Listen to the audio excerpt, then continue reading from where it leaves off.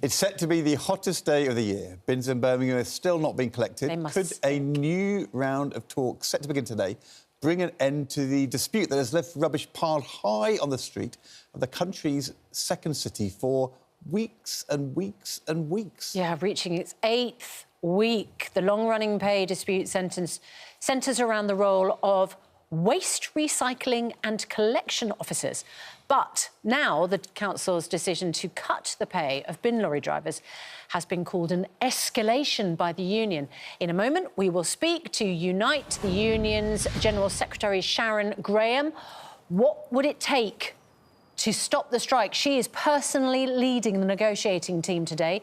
But first, let's find out what it is like in Birmingham, on the streets, with Rashid Campbell, a litter-picking volunteer from Birmingham Central Mosque. Rashid, what does it smell like there this morning? You know, the temperature's rising and the smell is starting to evaporate. Your camera crew's been here for some time and I'm sure they're used to the smell already. When you say it's starting to evaporate, do you mean it's starting to sort of go up into the air so that you can all get that whiff? Yeah, unfortunately, it's going to be the hottest day of the year, as they're forecasted, and that smell is going to get worse. And we're just by a school here, and I'm thinking about the kids. We've seen a couple of families go past already, and the kids, these piles of rubbish are like mountains of rubbish to kids, and they're right in the level of that rubbish going straight up their nose. What a start to the day for them, and we hope and pray that that something can be sorted in these next couple of days. Tell us about your effort there. At what stage of the strike did you and the other volunteers from the mosque think, right, we're going to have to get involved? And how do you clear the mess? Because it's bags and bags of stuff. Yeah, so I think it was about 6 weeks into the strike for Birmingham Central Mosque. Got in touch with us, our volunteers from Islamic Relief.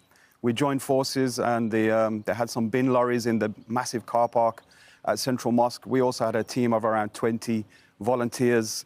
Shout out to them for going above and beyond. And basically we went and we did a sweep of the area and a couple of hours of hard work, and we collected around 25 bin bags, took them back to the depot in the mosque car park and put them in the bins there.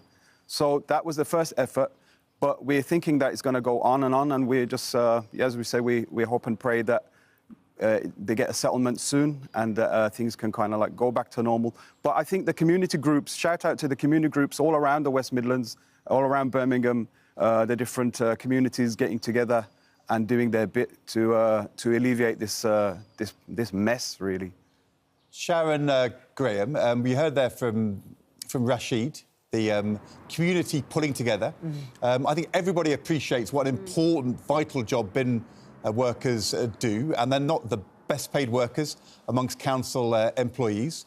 But the Deputy Prime Minister, Angela Rayner, has said it's a good deal, settle. The Business Minister, Sarah Jones, said this week it's a good deal, settle. You've managed to unite Labour, Conservative, Liberal Democrat and Reform. Everybody is saying, in the talks today, can you put an end to this and accept what everybody seems to think is a good deal on the table? Yeah, thanks, Ed. I mean, look, the reality here is what I'm hoping is going to happen today is that common sense prevails. I mean, I don't think anybody listening at home would think that taking up to an £8,000 pay cut, you come into work one morning and you're told that you're going to take up to an £8,000 pay cut for doing the same job is a good deal. This is not about a pay rise. This is about these workers being asked to do more for less, effectively. That's not a good deal for anybody. But what I hope happens today is the leader of the council comes into the talks. He hasn't been into one single negotiation. John Cotton needs to come into the talks. Let's get the deal done. Let's get everyone back to work and clear the rubbish. But the £8,000 pay cut is not the issue which you went on strike over, is it? You went on strike over a totally separate issue, which is about changing a particular role within bin workers in Birmingham, a role which doesn't happen in other parts of the country. This £8,000 cut, which is a consequence of equal pay processes, that's a totally separate issue, isn't it?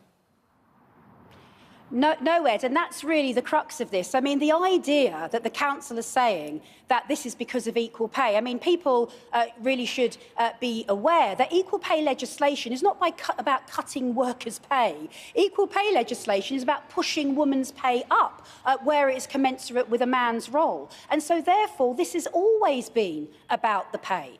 They're cutting those senior loaders' pay by $8,000. We've put proposals on the table about sideways moves and all sorts of different proposals. That in the last 48 hours, they're now saying that they're going to cut bin workers' pay by $8,000. This is about pay cuts, pure and simple. What the council need to do is to stop using these workers' pay as a way to get out of the hole that they've got in relation to the debt. It's not acceptable to be making workers pay for their bad mistakes. Can I ask you, do you think, because you're leader of the Unite Union across the whole of the UK, you have a responsibility to your members in many different parts of industry and in the public sector. Do you think that you and your members and the union are coming out of this stronger or weaker? Because you do seem to be uniting pretty much everybody thinking that you're getting this wrong.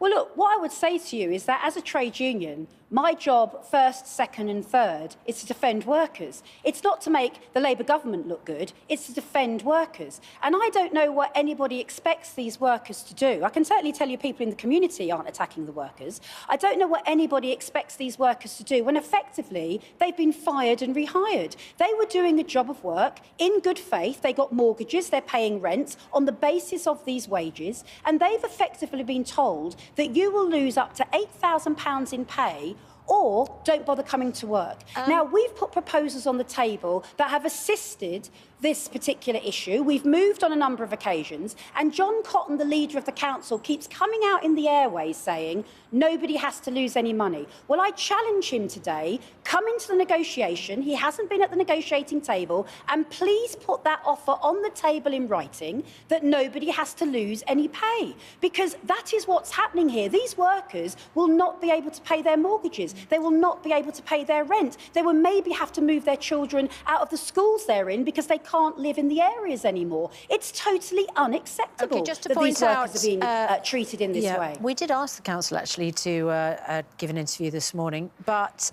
they have issued a statement. I mean, they dispute the union's figures. They say only 17 staff were losing a maximum amount of £6,000. All workers have been offered alternative employment at the same pay, driver training or voluntary redundancy, and that offer remains open. But it sounds like the bottom line is you want the council leader to be at the negotiations today, and then you can thrash it out between you.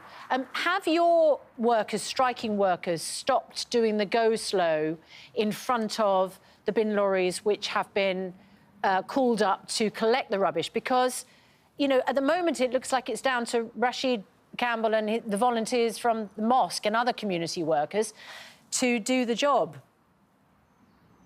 I mean, look, I think that the residents of Birmingham have been treated appallingly. I mean, they're paying their council tax. But this issue lies squarely at the door of the council. These workers were just doing their job, and they've been told they're going to take an up to £8,000 pay cut. Yep, if I get in writing so today, are your workers still doing the go slow? Is... Are they still doing the go slow in front of the lorries which are sent out to collect the rubbish? The workers are just on picket lines, Susanna. They're just on picket lines like every other worker up and down the country on strike. The point here, though, is what I'm trying to get through, because we want this negotiation... Line, then, when they're walking slowly in front of those trucks? OK, and that still goes on?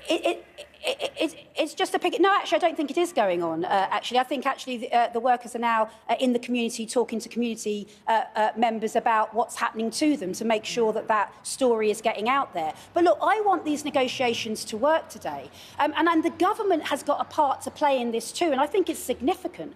The government owns the debt of this council. They could restructure the debt. They are profiteering from the debt of this council. And what they should do, I've said to Angela Rayner, restructure the debt so that these workers aren't paying for that debt, that actually that debt is restructured in a much better way. There's huge amounts of things that can be done here, but we cannot accept, if this was somebody's mother, father, daughter, son, and they came home and said, I'm doing the same job, but I'm being asked to do it for £8,000 less, we would all be appalled. OK. This is fire and rehire in any other name. Well, we can see the passion with which you will go into those negotiations today. I think whatever the talks that happen, there will be residents across Birmingham this morning hoping that that gets resolved. Thank you, Sharon Graham, very much indeed.